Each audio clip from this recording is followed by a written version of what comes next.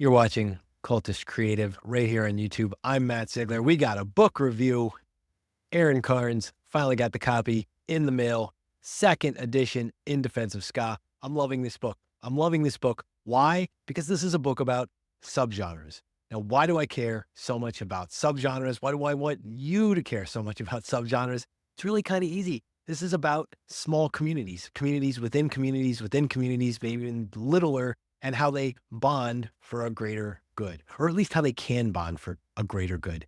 We're a little bit fractured in the world today. Hearing stories about positive things that maybe some people like to crap on that can actually be powerful movements for social good in local communities, it matters a lot right now. So in Defense of Ska, Aaron Carnes, let's talk about a couple things I love on this. First off, right at the top, man, we jump right into it. Jeff Rosenstock here with the forward. I got to read something for you. He says, the best of ska music has always been held fast to the ethos that everyone is included. Ska invites even the lamest lamer to participate and often aims to take down the barrier between the audience and performer. And he turns this into a whole rant on outsider art that I love. Outsider art is art made by outsiders of the social ruling class, which doesn't preclude it from being danceable, catchy, and on occasion smart. So let's just talk about what that means for a second. Art made by outsiders, people who are not the top of status, who are included in a small social group and are actually doing this with the intent for it to spread because it's positive, it's danceable, it's catchy. Take a lesson, people. This is the stuff we need to make. Matters now more than ever. Hey, ska now more than ever. That's going to come up over and over again too. One of my favorite Aaron Carnes stories ever. I got him to tell it when I had him and Daniel Crosby on Just Press Record. You can find that down there below. They show up. So it's his 90s ska band. They show up at this festival, air quotes. If you played in bands, you know exactly what he's talking about. And they're playing at some gazebo. It's basically a synth pop festival. And they're there with their horn section and the whole nine. So he's describing the other bands here in this section. All were cut from the same 1990 era Depeche Mode cloth.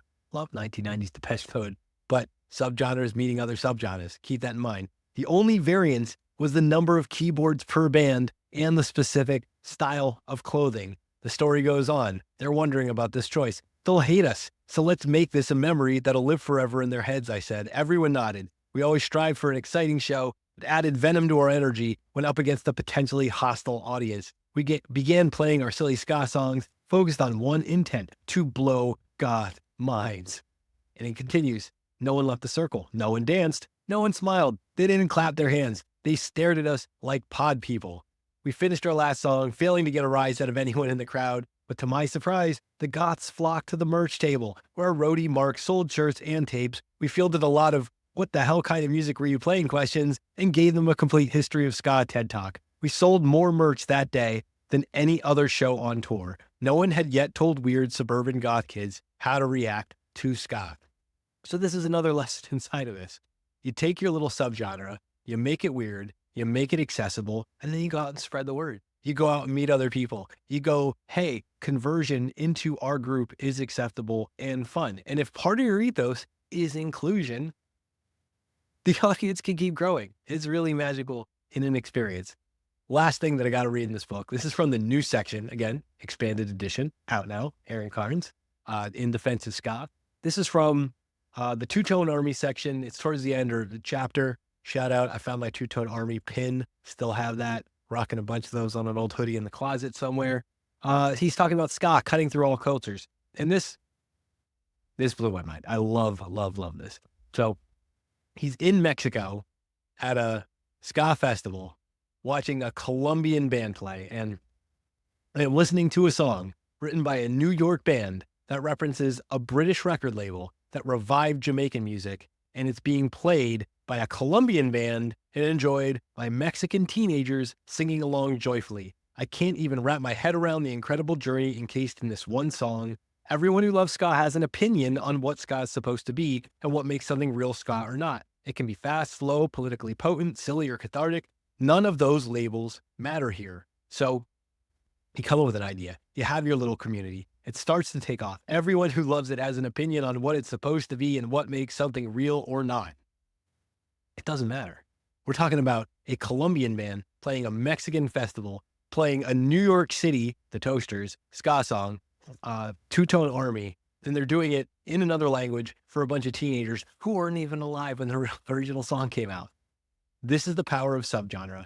This is the power of building intensely intelligent and fun small communities and getting out there in the world and doing it. I know it's a book that is capturing a piece of a scene and a time that's important. If we don't write this stuff down, time forgets. But there's just so many lessons inside of this. The inclusivity, the positivity, the anti-racist stance. This is a genre, this is a book, this is something if you want to know more about, highly recommend you pick this up. Definitely get the book. Check out Aaron Carnes. He was on Just Press Record with Dr. Daniel Crosby. We talked about the social psychology of ska. And if you're still wanting more, check out, besides Aaron's great work, we had Vic Ruggiero on the show from the Slackers with Christina Garnett a while ago, talking about this stuff and more too. Please go to the store, check it out now. Clash is the publisher. Order it from them if you can. Get it off Amazon. In Defense of Ska. Aaron Carnes, 10 out of 10. Absolutely read it. Love it.